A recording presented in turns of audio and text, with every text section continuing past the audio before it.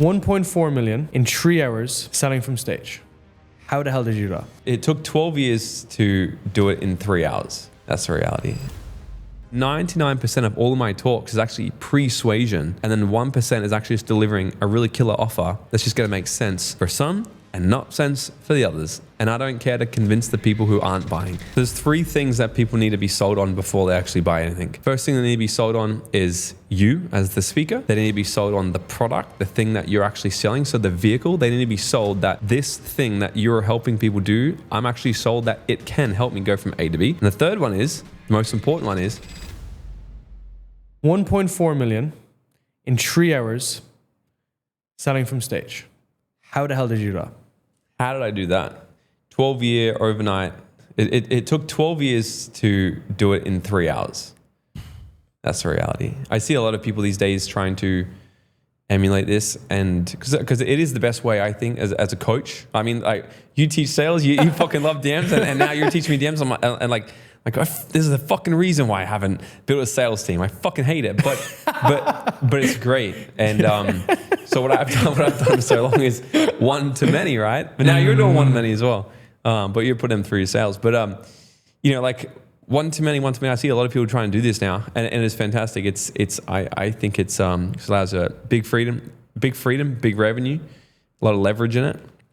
But there's so many moving parts to be able to make that happen. So the reality is, no, I didn't just think, I should do an event. And I did an event and I just did $1.4 million in 3 hours. That did not happen. Even though it's good, we use it for marketing. But the reality is, I've been speaking on stage, traveling around the world for nearly 12 years. And it's what I'm very good at. And some of our bigger events, like say Dreamfest, an event we've run 4 times now. Our 4th year, we used to do it with our 5th year coming up. The first 3 years I ran it, people always say to me, like, it's this big event, and they're like, oh, was it so good? I'm like, it's a good event, but we don't pop bottles after it. Let's just say that, because it's expensive. But we finally felt like after 4th year doing it last year, we finally did it in a way where it was, I could look at it and be like, fuck yeah, I was so happy to do it. So, I mean, we can break it down at any angle you want, but there's the reality is there's so many moving parts to it. There's many factors to actually be able to sell from stage and to do it in that way that's actually going to work on and off stage. So yeah.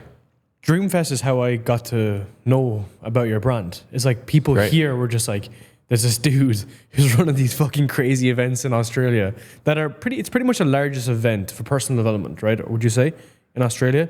Maybe like, I like to think so, but like let's be not in bias here. The other people who are in this space doing it similar would be Success Resources. They're the goats of the whole industry. However, they've built a reputation of being fucking horrible. Like, because they'll get a big fish, they'll get like a Richard Branson, and Richard comes and speaks at the end of the day, some Q&A on stage with fucking Richard. And then, but before him, you've just gone through 7 sales pitches. Boom, boom, boom.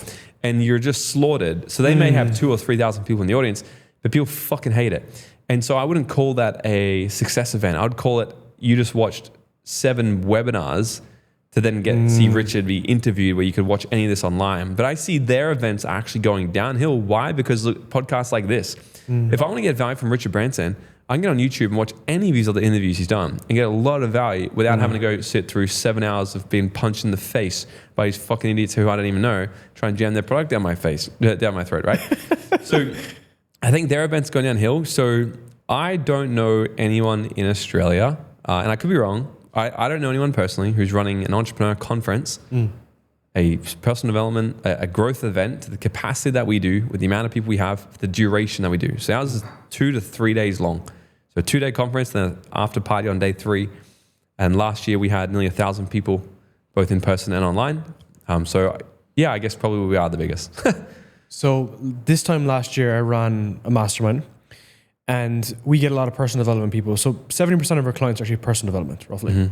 And 70% are women, would you believe? Yeah. So at the event, one person in particular said to me, how come you have some people in the personal development space that fucking crush it, generate so much revenue, smash it, and then you have random guys walking around Uber with no shoes making no money?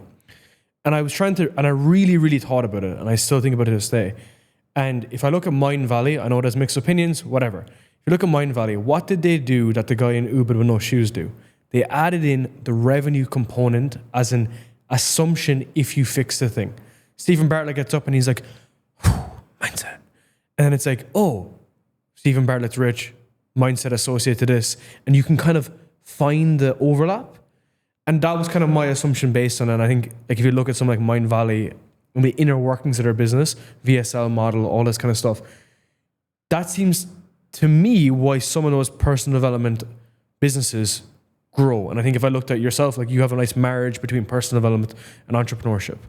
What do you think about that? Is your sales process right now an absolute mess? You have a spreadsheet, tracking a spreadsheet, you're trying to use a Zapier flow, and everything is just kind of falling apart. Well, scaling your high-ticket sales team is tough. Getting to the next level with your sales team is difficult, and you need the right platform to get there. Check out Aura down below, and you'll see exactly how to track every inch of your sales process, from scheduling your calls, tracking your leads, tracking all your analytics, and most importantly, all the closes inside your business. Aura is the only sales platform that does full end-to-end management of your sales process. This is the main solution right now for high-ticket sales teams to optimize every inch of your sales process. So if you're a coach or a founder or an agency owner, check out Aura for a full free 7-day trial. I think Mind Valley have really taken off in the last like 5 or so years because they brought in a vehicle.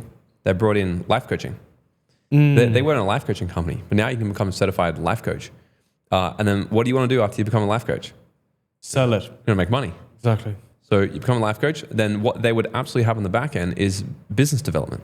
So what I've seen is most personal development, even Tony Robbins. I mean, Tony Robbins started with UPW, Unleash Power Within. He probably quickly realized the same thing I realized.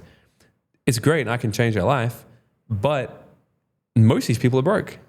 And if I really want to change their life, I need to help them actually develop as a person and make more money, because more money equals more choices in life, more freedom, more impact, and all these things. So then Tony had done business mastery, platinum partnership, and all these more for the higher level sort of people. I think if you look at one of the other companies that, I don't know if you can remember, do you remember T. Harv Eker? He wrote Secrets of the Millionaire Mind. Harv was the OG. He was actually in the space before Tony Robbins. And he had a bigger company than Tony back in the day. And Harv fucking killed it. Just selling mostly personal development programs. He didn't have business coaching or anything. And what he would do, he had an MMI event that still runs today. You can get online, you can see MMI, and they're run by his trainers, and they're fucking all over the world. And you'd come to this 3-day event, which was cheap as shit. It was like $100. And then there, they sold you like every 2 hours into another program. And it was just fucking wild. But because they give you so much value in between, you're kind of okay. At least I was okay with being sold another thing. And they would always just sell you into the next program. Well, now you understand how to make money, but now you got to understand how to unleash the warrior. You need to come to our warrior program. But now you need to learn how to become a speaker. Now you're going to learn how to invest in stocks. And they have all these other programs. And they killed it because they were so just clear on that this next product is going to solve this one issue. Because people love education. Like people go to Harvard University and spend how much money, not for the guarantee that they're going to make more money after. They go there because they hope that more education will allow them to have a better future. Right? So I think why there's people in Uber with no shoes making no fucking money, and there's people like yourself and I who can do well in this industry, it's not the vehicle, it's always the person, which is they should probably do a little bit of their own product that they teach. And level up their own mindset a little bit, because it doesn't matter what you're selling, really, to some degree. Like there's probably people in Ubud that they've probably done a little bit too much ayahuasca, and they're trying to sell a fucking unicorn to someone who doesn't even understand what it is, and that they kind of resent the logical. And I see this a lot, actually. Let me tell you an extremely hilarious example. There's this. I don't want to mention. There's some people in Australia, and they're very like too much ayahuasca, and they're like, man, you can just meditate and manifest success. I'm like, bullshit. You need to actually fucking work, right? I love John Azaraf. He was in the Law of Attraction. He was in The Secret, and he goes, one thing that people missed out in The Secret is this thing called the Law of Goya. The law of get off your ass. So fucking true. I'm so like, true, man. Fucking absolutely right. And So they're really big because I'm a marketer, right? Yeah. So I understand cognitive biases. I understand what I need to make you think and feel inside for you to make a decision to come to my event. I need to do that first before I can actually change your life. When you're in the room, I can do as much airy-fairy, quantum fucking spiritual as you want, but I need to use more practical psychological tools for you to be in the room first. And there's people in the space that suck because they're like, I don't want to do icky marketing tactics. Well, good, don't do it. And you'll be fucking broke then. Don't do it. That's okay. Leave more people for me to do it. Because they'll say things to me like, because I'll do things all the time, like limited spots at my event. Seats nearly sold out. Urgency buys. But we'll do seats nearly sold out when we launch our campaign. Of course, there's lots of seats left. But at some point, that will be true. Yeah. At some point, there will be no seats left. And I back myself enough to use that marketing language from the start because I know that will be true. But I know if I don't use it in the beginning, it won't be true at the end. Does that make sense? Yeah. So some people will be like, oh, you shouldn't do that. You should. I'm like, you try the new age marketing. Do it. And that's why you're broke. And I think what's interesting here is like the personal development people, they're just purely personal development is that they're caught in that procrastination, mental masturbation, lack of action, running around in circles, ruminating. When there's people out there who just run at the obstacle, smash through the wall, and get the result that you've been thinking about for 17 years. So which bucket are you in? Because you do need to, of course, develop as a person, but the best vehicle to develop is your business anyway. It's a way for you because you need to become a leader, become an authority, become an influential figure. Now, my question for you on this is very interesting. I always say, always shoot the messenger. It is how the message is delivered. And when you're describing your event and how you make like 1.4 million in a fucking 3 hours, it's because you've crafted and nailed that message over years. But the typical, speaker is pretty shit at it. So I imagine when they get to that pitch fest, that's where it gets like this icky, shitty feeling. How do you draw that line in that message, and how do you create that message that's not like a pitch, basically? Because that's very common, right? They people get up and go scream at people. But how do you do that in a proper way, right? So how do you pitch your product in a way that makes people want to buy, not feel like they're being sold at? Yeah, and like how do you rip that all the way back, right? Because where is the line in this? As you said with the other example of the story, they get up and it goes pitch. Yeah. Who the fuck wants to sit in that audience? Yeah. Yeah. So for me, I've always focused on one of my favorite things, and this is how I can really tell if I've done a good job or not. There's been a time, and I'll never forget this time, a person came up to me at the end of an event, and they're holding their yellow slip, like their receipt. They just bought the next program. And he comes up to me and he's like, dude, I love this event so much. It's so much better than all these other crappy events I've been at. They just sold to me all day long. And I love that you didn't even sell me anything. I'm like, you bought the program, right? Oh yeah, I'm coming to the next event. I'm so excited for it. And I just took that in and be like, he sat in the seats and he had the perception of, I didn't sell him anything, but he bought something. And it made me really think, if you do it right, you help people buy, you don't sell at them. Because everyone loves to buy. Everyone fucking hates being sold to. They hate it. So I reverse engineer it. Because one thing I love the most, like I've studied human influence actually for probably more than 12 years. I actually started studying human influence without even knowing it when I was 18, when I had to start learning how to speak to women in a bar. Like, how do you approach someone? How do you build, what's rapport? What's an opener? What's a deepener? Like, I'm like, fuck, what are they thinking? Like, how do I had to start trying to understand all these different types of things.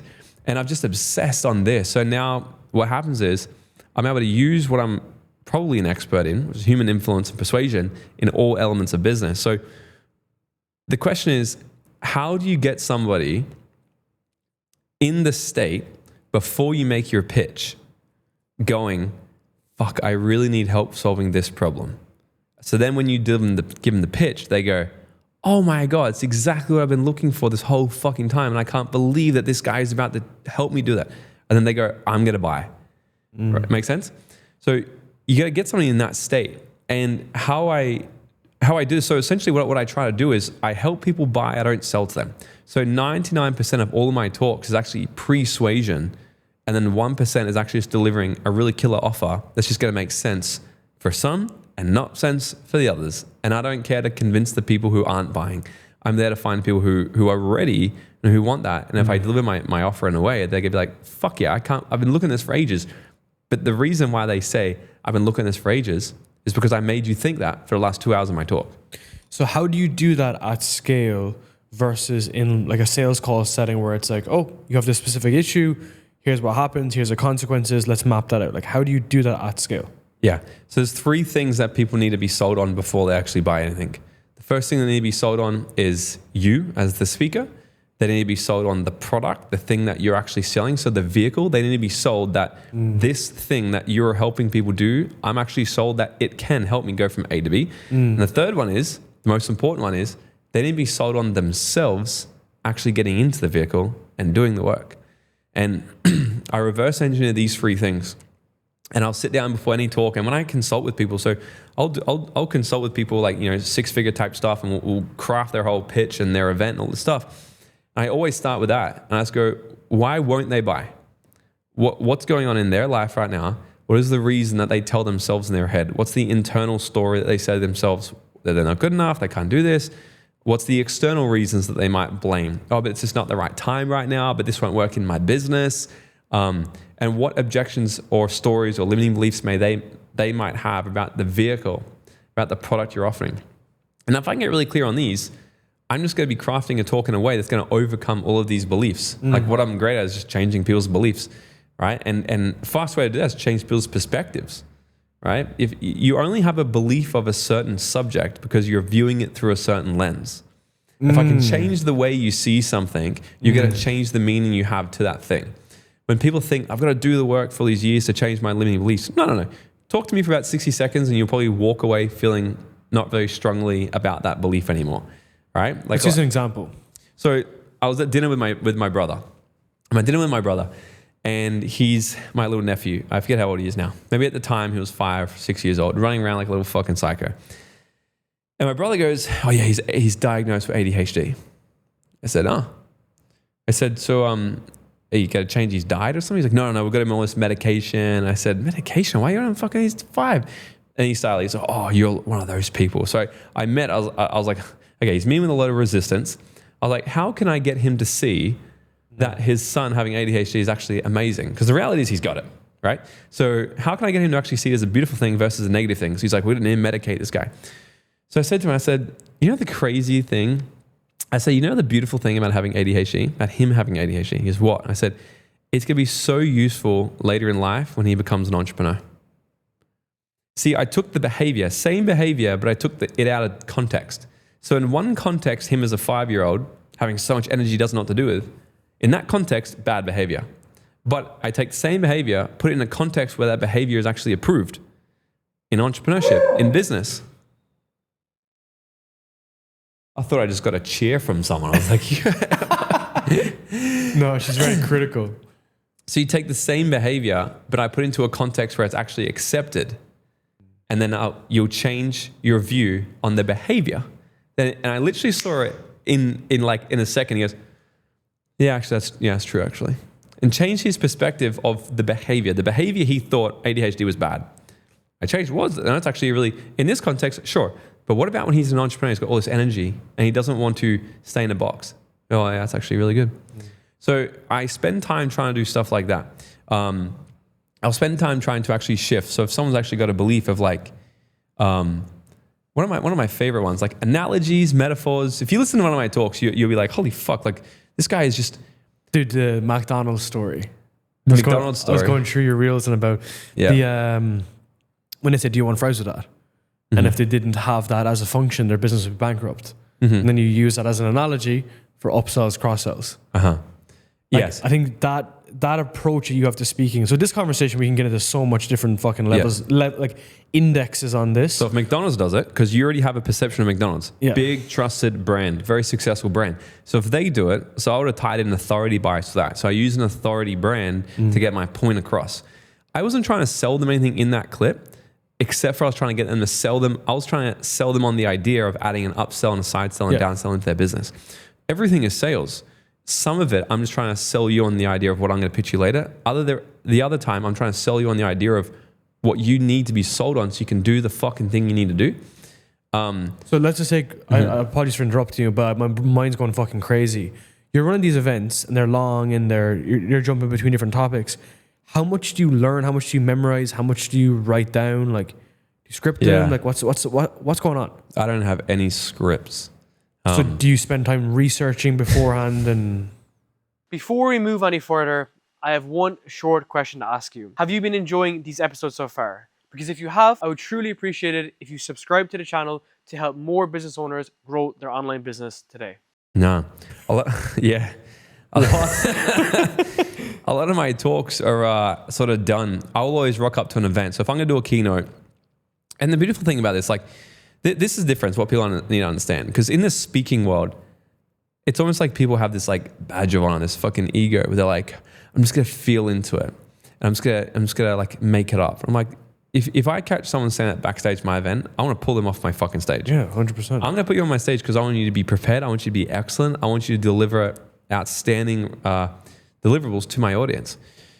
People, I think, hear me sometimes say, I created this talk an hour before I came on stage, and they think that winging it is a cool thing. But they forget, when you've mastered something, you can kind of wing it. Yep. You can get on a sales call and fucking wing it. But you don't need a script. You don't need to think. You can just get in straight away and sell because you've done it thousands of fucking times. I've got on stage thousands of times. I have thousands of hours of content in my head. So when I get on and speak for an hour for someone, it's fucking easy because all I think of, what do they need in the time right now? And which part of my programs could I pull from? What's the content I already understand that I could just pull from and mash that in and give them something new and unique right now? And that's my genius. I can just sort of flow into that stuff and I like it, but I'll always have an idea. So I'll just get a piece of paper and I'll sit out the back. I have, so I run a program called Unstoppable Speaker. So I take people through this shit, help them become the speaker that actually people want to buy from, because that's the first thing you need to be sold on, you as the speaker. But I throw everyone's scripts out the window. Like, throw your fucking script, burn it. And I have a 7-step process on how to actually open up any talk. You can open up a meeting with this, a fucking funeral with this, a keynote with this. I have just seven steps to the stage. And that's how I open up everything. So my opener is always anywhere between 2 to 20 minutes, right? At my 3-day event, I take 4 to 5 hours to open the event, right? I have 7 steps doing it. So I follow a framework. So I'll have frameworks to open, frameworks to tell a story, frameworks to change a belief, frameworks to seed a belief, frameworks to teach content, frameworks to sell from stage. And I just try to memorize the framework. So for example, I have a 60-second story template, okay? So anyone who's going to do a testimonial for me, they follow my 60-second story template. And because I've done it, I understand the framework. I could pick it up anywhere. So I could be like, so I could just jump in and do like a testimonial right now for you. I could be like, so my name is Morgan, and before I met Darren, I was really struggling. I was a struggling entrepreneur, and I had no idea where I was going in life. And I was introduced to him by my friend Ryan. And what I've been able to get so far from working with Darren is more clarity around this, and clarity around this. And now as a result, my business has gone from here to here to here. And now I believe that if you are a coach trying to scale your business and you're not working with someone like Darren, then you're fucking kidding yourself. 60-second story. I just have a framework. So I can because I understand the framework, I can just plug and play any bits of information that I need into it. So I try to work in frameworks because my memory is not very good. And I don't like scripting. So your recall is really good. I try to do my best. Recall, you're extremely sharp. Like, you're extremely sharp. It's like how you learn. Like, is your writing good? Are you a good writer? No. I'm probably dyslexic. Never been diagnosed, but I would absolutely say, like... Bro, I can't tell the difference in angel and angle. Same. Yeah, we're both dyslexic. Well, dude, who the fuck made the word entrepreneur so hard to spell when nearly every entrepreneur is dyslexic? Like, literally, fucking dickhead, whoever did that one. That's why we lean so much into the autism side. That's literally the exact logic. Literally. So I still want to fixate on like the actual speaking ability, because like you have these frameworks, which is awesome. And I want to go I just love kind of going into the detail on this, which is, and then you're walking them through that process. But why are you remembered in a good way when you speak versus all the other guys in a bad way? Because you're still like set. Let me give you more context. I don't really sell from stage. Let me give you an example. I spoke in an event that was in Nepal. It was a really big event. They sold 3,500 tickets. I think I was the only person to not fuck something down someone's throat. To not what? Throw something down someone's throat. Oh, really? I think I was like the only person. genuinely. And then it was ironic because they said to me that I could, or not could, but they were like, oh, you can promote something. What event was this? It was like it's called like Bali Summit or some shit. Okay. You know, and everyone was like, and then there's this, and then there's this bonus stack, and this bonus stack. Oh, so and everyone's pitching. Kind of, like, they were either pitching or it was to like a fucking front end thing, to a back end thing, and all this kind of stuff. And we just said, why don't we just go down and just help people? And then we just hammered it and so on. Now, I think it's probably just a lack of context, right? It's like, to do that at a high level, to be able to give something to someone at a high level, you need to know how to deliver it. Yeah. Without coming across, again, always shoot the messenger in a dumb way. And this is where, from my world, two people can say the same thing to the prospect, but it's how you say it. It's never what you say, it's how you say it. You know, in a relationship, in a friendship, in a business context, it's always how you say things. So with that, again, it's a metaphysical, right? It's like what happens underneath. How do you dial in those smaller details? Yeah. Right? Make people feel heard. Because again, right, the thing about one-to-many is that it's not personalized. Now, I know you can make it personalized, but I mean, you can't be like, Jenny, what the fuck's going on with your XYZ, you know? Yeah. There's certain things here that I'm missing that you know that I don't understand. The fuck are those? Yeah, we can spend a day talking on this because this I think why I love speaking from stage so much because it's all about human influence. I fucking love human influence. So let's break it down. There's multiple different personalities, okay? And you know when you hear someone say there's two types of people, there's three types of people. I'm going to use multiple different analogies here, right? Because the first bracket is there's 4 different types of people, right? And these are our rep systems. So how we actually internalize communication. The first type of person, they're a kinesthetic person, right? You've probably heard of that. But they'll use language so Ryan, our friend, he's kinesthetic as fuck. He speaks slow. Everything's got to feel right. So kinesthetic people move slower. They got to feel into it. They got to feel it. And they'll use, what's the word? The words are relevant. They'll use descriptive language that is describing how something would feel. Oh, how would that feel? Oh my God, it's so amazing. Oh yeah. So they use this sort of language. They move slower. The next person, they're a visual person. You're a visual. I'm higher visual. We move faster. It's got to look right. What does this look like? What's the picture? Give me the image. Imagine this. Right? We're visionary. We're forward thinking. Like that's why I draw so much, man. Yeah. Right. I was like, so for me, I'm like, let's map shit out. Like, I don't understand what so I don't know if you're like this, but when someone's speaking to me, I'm like, you need to draw what you're saying to me. Always. And then I'll really understand it. So that's why I love YouTube videos because I need to hear and see at the same time to learn. That's why I love events. I love this stuff, but I'm not much of an audio book kind of guy. I find it harder because the third rep system is audio, right? So auditory. They love listening. These are only about 2 to 5% of the population.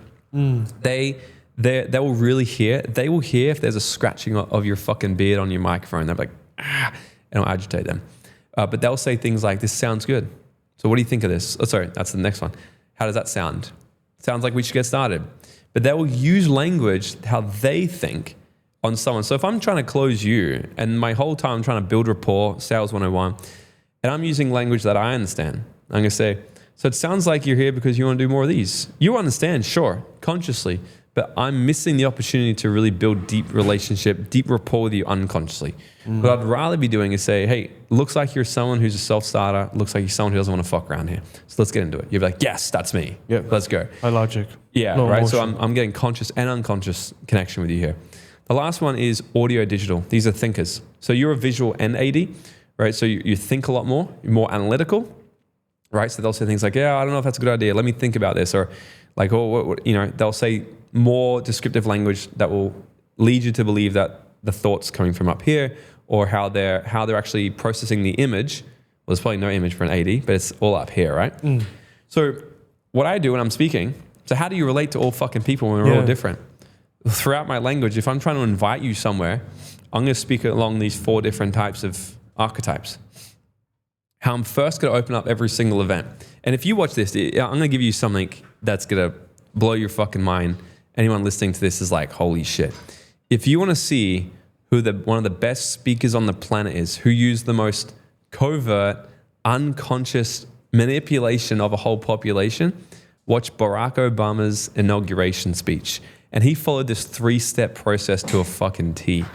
The first step he opened up and he addressed all the kinesthetic people first.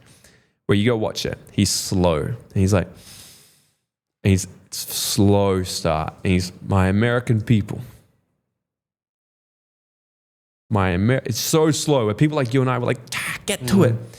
So he starts with very kinesthetic. He does this for a little bit and he relates to all the feelers first, which is the majority of people. And then the next thing, he goes to the auditory people, okay? Where he makes things move a little bit more. He'll try to increase the auditory, right? He'll relate to these people.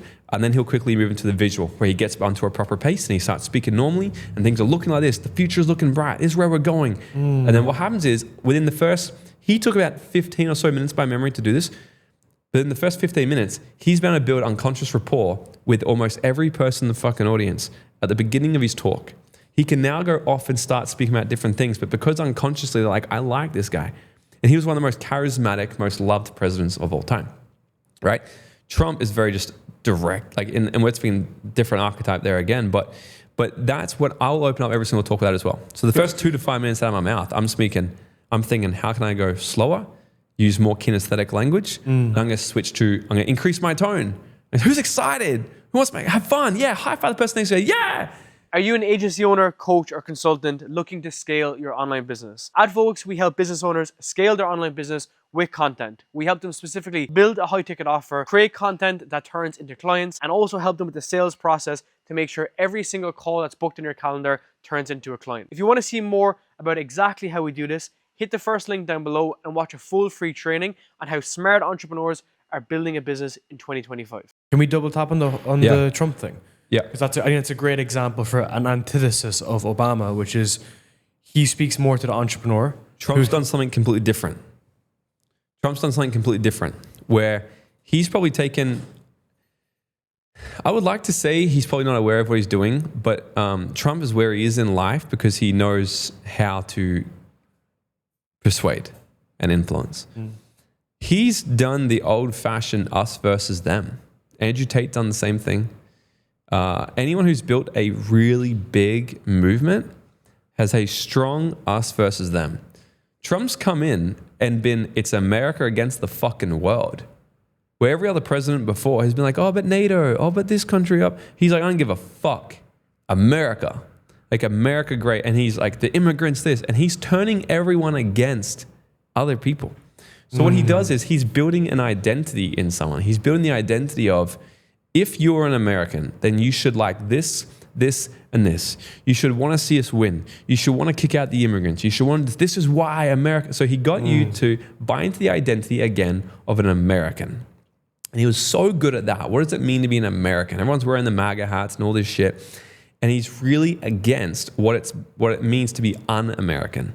He's very against that. The woke bullshit, all of this crap, the immigrants, and he's making enemies. Okay, he doesn't have to have everyone love him, but what happens is if you really stand for something, right, people know what you stand against. So if you stand against something, people know what you stand for. And if you don't stand against anything, you don't stand for all something, you stand for nothing, and you're a weak leader. So every strong leader, or anyone who wants to become influential, you got to first build the buyer, right? You got to build the identity of what is the identity that I want you to have. And an identity is the base level of our psychology, right? So whatever you believe you are, you will then do behavior that's in accordance with that identity. Let me give you an example. They wrote this in the book, I forget which book, one of Robert Cialdini's books, Persuasion or Influence. And they did this crazy thing where they went around to a neighborhood and they knocked on doors and they said, hey, do you support safe driving? And they said, yeah. I remember this. Great. Would you mind putting this little sticker in your window that says, I support safe driving? And the compliance was like, I'm making up numbers here, I'm out of context, but roughly 80-ish% of people go, yeah, okay, I'll put this sticker in my window. Great. They came back a few weeks later, they went to that neighborhood, and they went to a new neighborhood that didn't have the stickers, and they said, hey, do you support safe driving? And they said, yeah. Would you mind sticking this massive sign in your yard that says, I support safe driving? The compliance was about 17% of the people who hadn't done the sticker. They then went to the neighborhood of the people that they put the sticker in 2 weeks before, and they said the same thing. Would you mind putting this sign in your yard? And the compliance was 60-ish% of people. So the compliance, what they realize here is whatever you believe you are, your compliance of behavior will stay in alignment with whoever you believe you are. So what I'd first want to probably do if I'm going to try to influence you, actually, can I give you a crazy example? So one of my mentors, he's as we were talking here the other day, right? So I love spies, I love CIA and all this shit. So one of my mentors used to be a spy for CIA. My other mentor, I was talking to him this morning, he actively still trains CIA operatives, FBI, other 3-letter agencies, and he's a proper fucking badass, this guy. Probably one of the best in the world when it comes to real influence. Like he used to go into foreign countries where if he was caught, he'd be killed, and try to convince someone to give up secrets against their own fucking country. Like think about the level of persuasion you gotta have for that, right? And fuck, I forget what it was. Where was I gonna go with that? Confirmation bias, acting in alignment of all of your actions. So he's been teaching me a lot of stuff. And I said to him one day, I said, how will I know if I'm really, like, at what point do I know I'm good at this now and I'm not just learning more shit? And he goes, I'm gonna give you a task. Go and convince someone to jump into a pool fully clothed. Like, influence them, right? So you don't just wanna go and be like, you can't jump into a pool, you pussy. Like, you know, like, go and have a conversation with them and make them want to jump into a pool fully clothed. Like, how the fuck would you do that? And I'm like, fuck. So, okay, so let me think about this. And I was sitting at Luna Beach Club, actually, here in Bali. This was I don't know, a year and a half, 2 years ago. And I'm sitting with a few of my friends, and my friends came. They knew we're going to a beach club. One of them brought a girl. So she was fully dressed up, looking amazing, makeup, hair done, in a dress, everything. We're all swimming, going down the slide, having a ball. And I come back in, I'm sitting just next to her. So obviously she's not fucking swimming that day, right? And she's ready for the beach club day. And I'm sitting there, I'm eating some sushi, and I'm like, she's my victim. How can I do this? So at first I said, I'm like, well, the first thing I would want to do is I'd want to have her be really clear on what is the identity she should probably have. What does she need to believe to be true about herself and her world that would have the behavior of doing something crazy like that? So I started having a chat with her, and I was like, we're having sushi, building rapport. I said, you know, one of the things, I don't really know you much yet. One of the things I love most about you is I can already tell how much of an adventurous person you are. Like, you really take me for the sort of person who's just a little bit crazy and just sort of like doesn't really think much about their behavior and just wants to say, just fuck it and just go all in life. I could be wrong. She's like, yeah, no, that kind of is like me. I said, I mean, I don't know, I just feel like I've connected so well. Like, I love that attitude. Because you wouldn't believe how many people I meet that are just so fucking close-minded. And whenever there's a new opportunity, someone just like in the uncomfortable zone, something they've never done before, they just turn their head against it and they say no and they just stick. I just find it feels so boring. It's like, yeah, they're so boring. So Bill the other day, he'd been an adventurous person, and we threw rocks against the behavior that I don't want her to have. And then a little bit more conversation. And then after about 5 minutes chatting, I said, I got a crazy idea. She goes, what? I said, let's go down the fucking slide now. She goes, let's go. And we all ran down the slide, and she fucking goes down the slide fully clothed, and she had the full of like time of her life. And then after that, I was just like, wow, right? Fascinating stuff. 12 years. You know what I mean? It's a 12-year process, you know? It's interesting because like when people read Robert Cialdini's books and they knew nothing about it. They don't do anything, right? And this is the personal development, ongoing pursuit versus, okay, how does this actually apply? Mm-hmm. Like application. The books are great. The books are flirting. The things that example isn't because of a book. There's people's brains. There's enough brain. There's enough brain. There's enough electricity in our brain to power a light bulb. Our brains are chemicals and electricity. And if you understand which chemicals need to be triggered at the right time to create a drug feeling within inside the body, and which electricity needs to fire in a way to create an emotional state, emotions control behavior. If you don't control someone's behavior, you got to understand how do you control the internal state in their body. So that example was probably a few more things going on in there. And I mean, like I'm a hypnotist as well. So sit with me for 5 minutes. I can kind of convince you to do a lot of things. Where did that start? Because I know you met Ryan at a Tombola. At a what? No? You met Ryan at a event. A Success Resources event, actually. That was the same before. That was like 7 years ago. Yeah. But for you, like we're both very similar in terms of like high logic and can't have low emotion in business. But you've kind of really leaned into the personal development side as your own development. What was that kind of bridge for you that kind of connected it all, right? Because you were like, oh, fuck, like, yes, I can have the fucking webinar funnel and the event funnel, but there's this. Because I think you have like logical implementation of this shit. Yeah. And practical implementation. One word, range. Because what I teach, like the purpose of my company is growing leaders. So I was sitting about a year ago, I'm like, what is the, if I was to really simplify everything I do here, what is it really? Because we have personal development programs, we have mindset, we have money, we have a business program, speaker training program, and an elite business mastermind. I'm like, what do I do? I'm like, the overarching thing that I do is I develop and I grow leaders. So if I can grow you as a leader, you're going to grow an extraordinary company. You're going to have a great relationship. You're going to have a great life. Everything is leadership. I interviewed Ryan the other day and he was talking about, heal the boy and the man. I said, it's leadership. It's leaders, because what it actually is this word called range. And how I describe it is, how comfortable are you drinking with a bikie and meditating with a monk? Right? If you look at this range, this scale, in other words, it's your comfort zone. So when I meet people, I like to skydive. It's my hobby. I say to people, I'm like, come skydive. And they're like, no, I would never do that. I'm like, but you say you want to grow a fucking big business? You want to have a great, extraordinary life, and you're fucking being a little bitch, you don't jump out of an airplane? Let's develop your range. Then same thing. Someone says, oh, why don't you go do tantra? Why don't you go do a tantra class with your partner? Oh, that's uncomfortable. You're being a little pussy. You want to grow a big company and you feel uncomfortable having deep intimacy with your partner? Like wherever you are mostly uncomfortable, you need to lean into and develop that. So for me in the beginning, I was way too emotional. I was way too unpractical. I was way too I'd hire people like, this feels good. Let's just do this. And I've had to develop the other side. So I was on this spectrum of being like, this feels really good. I've had to develop this side of being like more rational, more logic, more in my brain, in my head. Because but now what I'm very good at and is actually embodiment. Like that's why I like to teach. Like there's 3 levels to learning. You can know information, and this is what the majority of people do these days. They go pick up The Way of the Superior Man, and they're like, I am now a men's coach. I understand men. Or they read fucking, I don't know, Who Not How, and they're like, I am now a business coach. And they read one book. So they have the knowledge of information. Now they understand it. Now they know it. But if you double down on it for long enough and you apply and you'll move to level 2, which is understanding.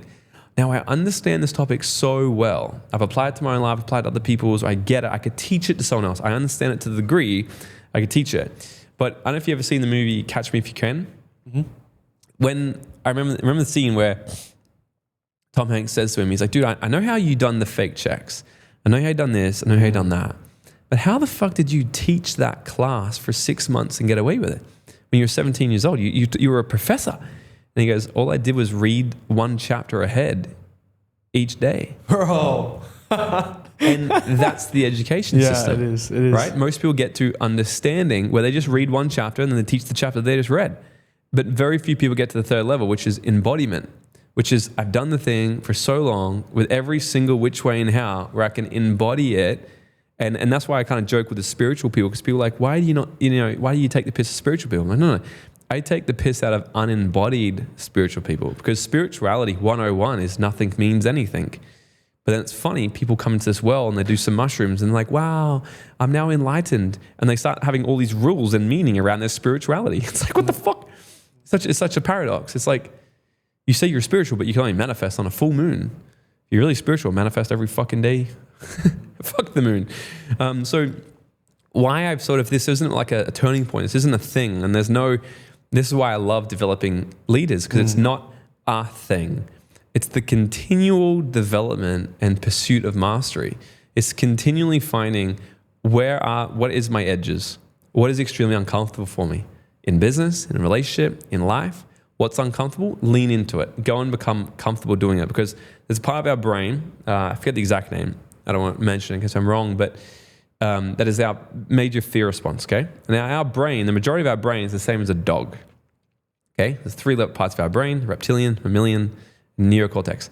The first 2 parts is the fucking dog brain, right? If the dog had a prefrontal cortex, it could start speaking English as well, but it can't. So how do you train a dog? I saw this YouTube video once of this, I forget his name. He's a famous dog trainer in America. Caesar Malone. Caesar. And this lady comes to him and says, my dog, he bites everyone. He's crazy. He says, okay, let me have a look. And this dog would bite fucking everyone else near. And he sits down, puts his knees on the ground, pulls this dog in on the leash all the way and scoops him in near his balls. That's a dangerous move with a dog who's going to bite anybody. And the dog comes in, he's like, rah, rah, rah, freaking out for like 5 seconds. And then goes, calms down. He starts panicking. He goes, you just have an insecure dog. You see, what I did was I pulled the dog's, I think it's amygdala. I pulled the brain of the dog that was so scared into the fear. And it experienced the fear and goes, it's actually not that bad. 100%. Now my body is now familiar and now I'm comfortable doing the thing that I was so uncomfortable doing before. That is where leadership comes from. That is where the embodiment comes from. That is where merging this EQ and IQ, sort of this high logic and this emotional sort of, it comes from leaning into the shit that you're so uncomfortable doing. Why I like to throw people out of airplanes, why I like to put people in extremely uncomfortable situations where they're like, I'd never in a million years do that, is because it's going to develop you as a leader. Fear is a mile wide and an inch deep. And I think what's so interesting here is this is where you have all the personal development people that fucking took mushrooms selling their wounds, not their scars. Like a scar is like down your face and you can just see it when you've just been dragged across chewing glass for years and years. You can just selling experience their wounds, not their scars. That's very true. Because what happens then is they come in and they get sell on emotion. This is where this is where you could come in and like vomit your problem to someone, and if they're selling their wounds, they're going to sell their emotional response. But if they're selling their scars, it's their logical response. I had an example with a client here yesterday. He came in and just word salad everything, and I was like, well, here's what we're going to actually fucking do. And he had like 101 different things. We didn't do any of those things. We did what the plan is he's meant to do. And then he's like, how do you know it's right? And it's like, because there's a scar on my face and I know we can solve this. And then we are all actually doing that. I'm going through my own fucking wounds at the moment. And it's like, at one point, this will be a scar. And I can share the wisdom to somebody else. That's what thought leadership is. And dude, when we had our first conversation and you said to me about how you want to be, like, you don't want to be like pushing an agenda. It's just like, just thought leadership. I'm like sharing my wisdom. It always stuck with me, man. I've said it to you every time I see you. I always say it. It's like, it really, really stuck with me. I don't know why it was. And I think it's because like you understand the game at a higher level, that it's not just like, oh, fucking do this thing. It's, I want you to have your own discernment, and you're a big guy, right? You have autonomy. You can figure something out yourself. That's what I always say to my team. I'm like, oh, that's an excellent question. I can't wait for you to solve it. Go ahead. Tell me about, and there's something kind of interesting as well, if you compare like what we do and what you do, is like, you know, you mentioned before that you don't like teach someone a curriculum, right? You get them to think, especially in your mastermind. Obviously the other stuff, you're like getting them to do something in particular. Why do you go for that approach whereby it's almost like there's many different ways and pick your own path and implement your own thing versus here's a method and follow that method? Because who am I to know the best way?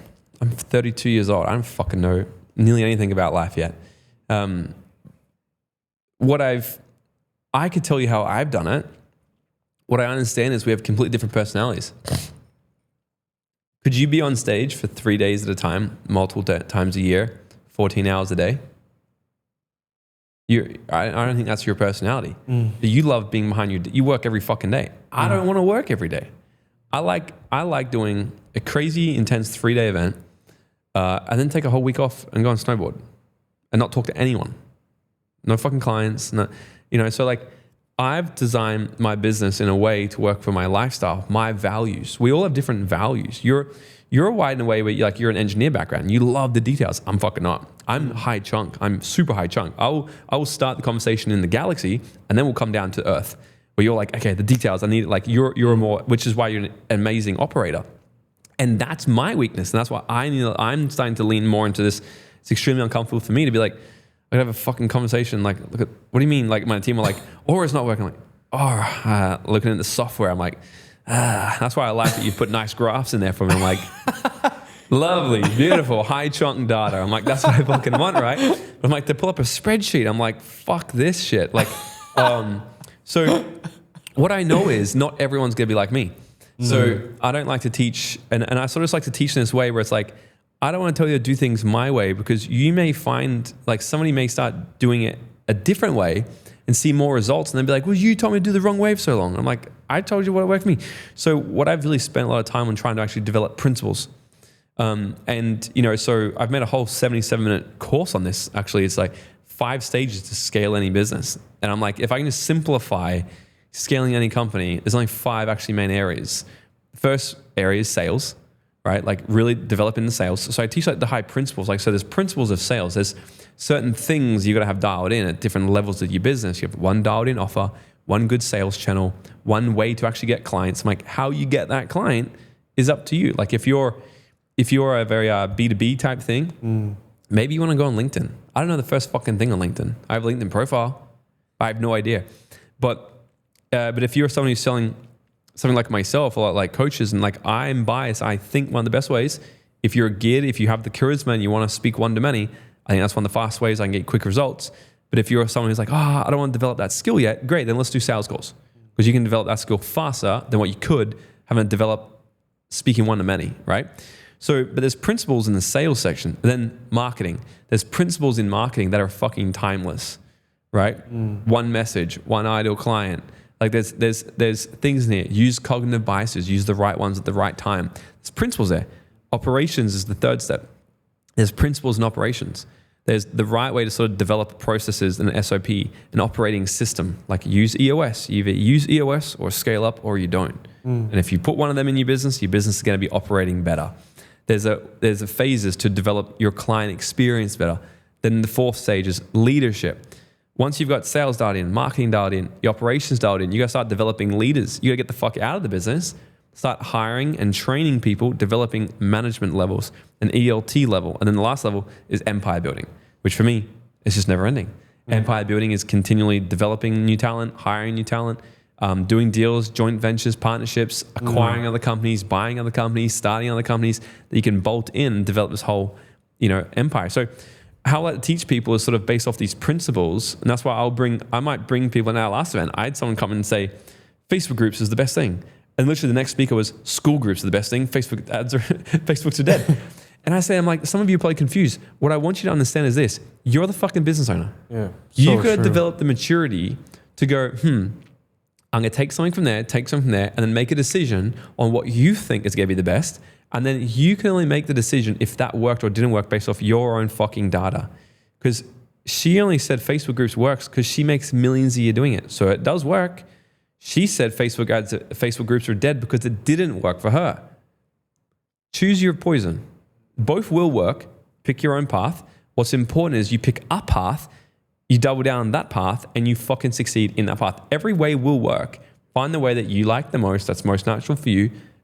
And then, as you say, go and true glass doing it. Yeah, it's alignment, right? To like what you actually enjoy, right? Yeah. Like the idea for me of only running a event funnel once a quarter, it's like too much pressure on the day. I'd prefer to have like a consistent stream of leads and, bang your head off someone. You know what I mean? It's antithesis of this, right? It's just like a flow.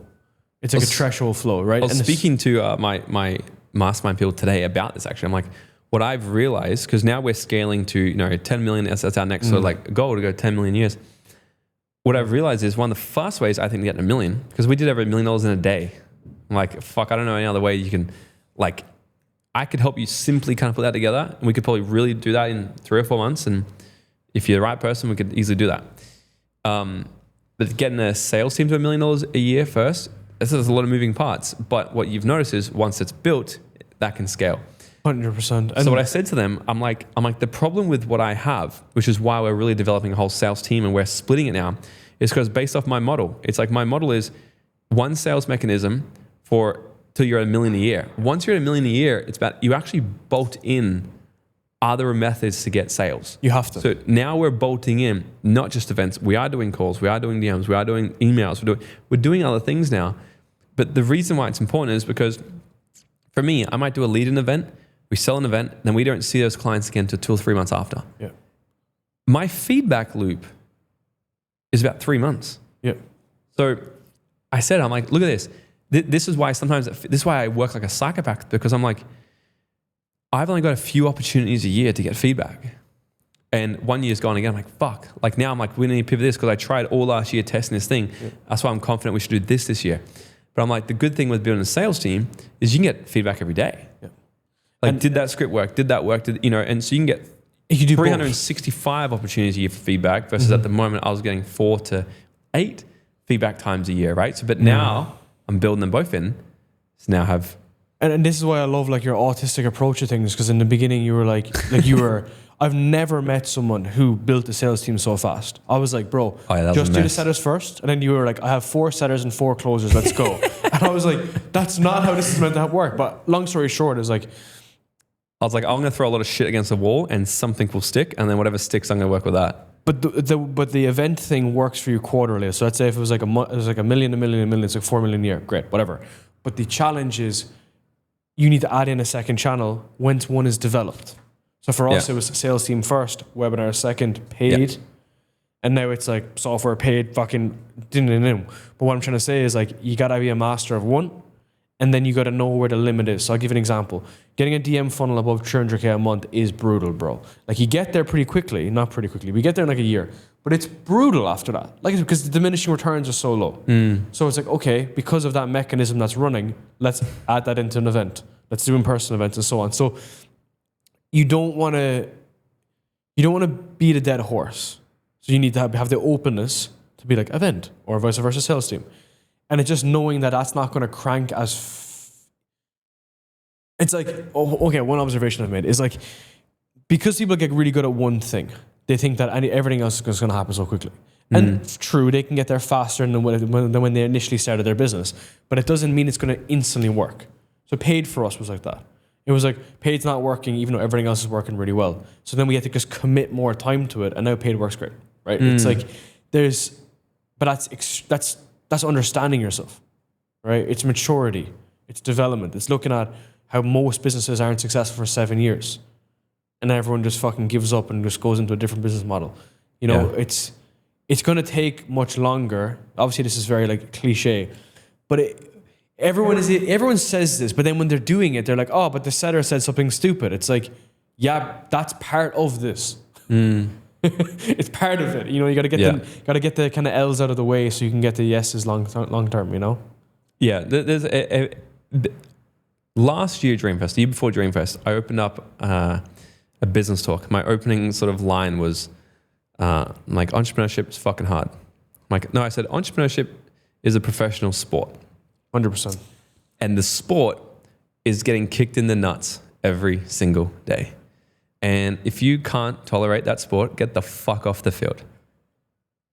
If you're opting in for the sport, stop complaining about the sport, because that's the fucking game. All you can do is keep enduring the pain, and you're going to get calluses around your nuts. And eventually, it's just not going to suck as much, but it will still be a shitty game. The only decision you got to make is, do I want to get kicked in the nuts, or do I want to watch other people get kicked in the nuts? You decide. No one's convincing you to be an entrepreneur. But if the decision is, I'm going to be an entrepreneur, shut the fuck up, it's going to suck. There's going to be moments that absolutely suck. And there's going to be moments where you celebrate because you had a victory. And that lasts short. And then you're back on the field getting kicked in the nuts again. That's the game.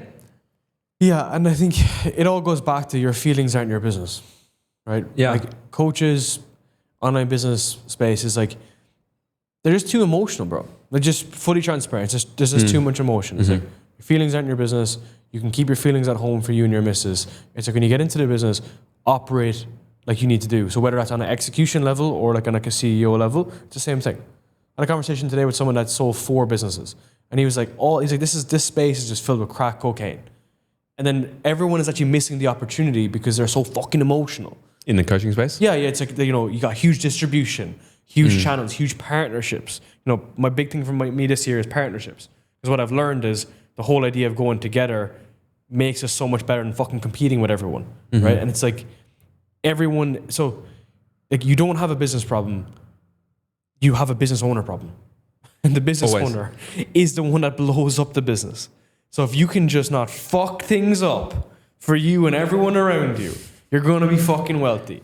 But everyone fucking blows a fuse, nukes the business, and then becomes a mindset coach. Yeah. What the fuck? it is, fuck, like? but this is why everything is mindset. And I think the word mindset has been thrown around a lot. So like the way I like to explain it is it's identity. Like identity is the savior or the thing that's going to destroy your life and your business every single time.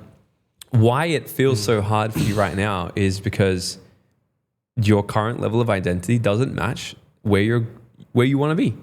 Why you can't get there. Have you ever looked at your business or like what you're doing, like even right now or like this month, and you go, why didn't we do this earlier? Have you ever done that? Yeah. Like now that I understand it, like why did I take so long to get here? Well, because 3 years ago, you didn't have that identity of who you're doing now. Like why didn't you build Aura 5 years ago?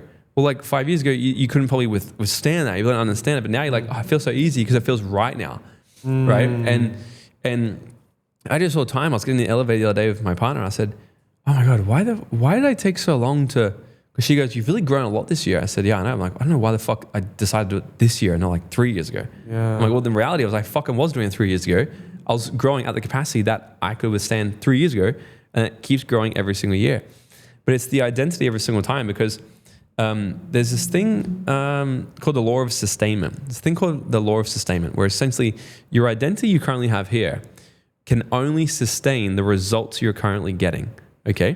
Because it's used to it. It's comfortable. Like the dog coming in. It's like, oh, it's actually normal now. This now becomes the new normal. But the new scary thing, the identity is resisting because uncertainty. Well, I don't understand what this is. So you could try push you into this as much as you can, but it's only a matter of time for how long that current level of identity can sustain this new area before it either sabotages it or it comes all the way back down to here. 100%. Because that's what our identity is doing. Because every single moment, all our brain's trying to do, gain pleasure and avoid pain. But it's not actually avoid real pain like someone trying to kill us. It's avoiding perceived pain or discomfort. Our brain's lazy. So if I say, if you speak to a new person and they're making 100 grand a year, that's why I hate people setting big fucking goals. They're like, I made 100 grand last year. It's a goal. What's your goal this year? $100 million. Shut the fuck up. Who the fuck says that? Idiot, man. I've had people do it. And they're like, I'm like 100 million this year. I'm like, I want to punch you in the face so hard. Because what happens is, like, and they've done neuroscience. I'm writing this in my book. So I'm writing a whole book, like the Dream Out Loud method. So I've had to do even deeper research into these things because there's a difference between speaking something and actually writing it. Huge difference. Like I can talk from stage, and when I've been trying to put that into a book, I'm like, oh my God, I need to break this down. Like where's that study come from? So I've had to dig deeper and find specific things. And I found this crazy study done in a neuroscience lab in New York City on the art and science of goal achievement. And what they realized is, why doesn't the average person save for retirement? Have you ever wondered that? Like, it's not hard. Like you can get on YouTube and go, how to retire by 50. Fucking easy. Like invest this much money in S&P 500, compound over this time. And you know what I mean? The information's out there. It's actually quite easy. But what they found is the reason people don't actually save for retirement is because retirement's too far away to care about. So they've done a study with these two people and they said, go run a race. The first group, they didn't tell them where the finish line was. And they just said, just run and we'll tell you when to stop. The second team, they gave them a finish line. And what happened was, not only did the second team complete the race far quicker, they actually done it with a lot more enjoyment. At the end of it, they said, I really enjoyed that. The first group were a lot slower and they said, I didn't really enjoy that because they didn't have a deadline. They didn't have a goal that they're actually pursuing. Time-bound. And then what happens is this. They realize that there's a certain, because people often say to me all the time, they go, oh, how do you stay motivated? Okay.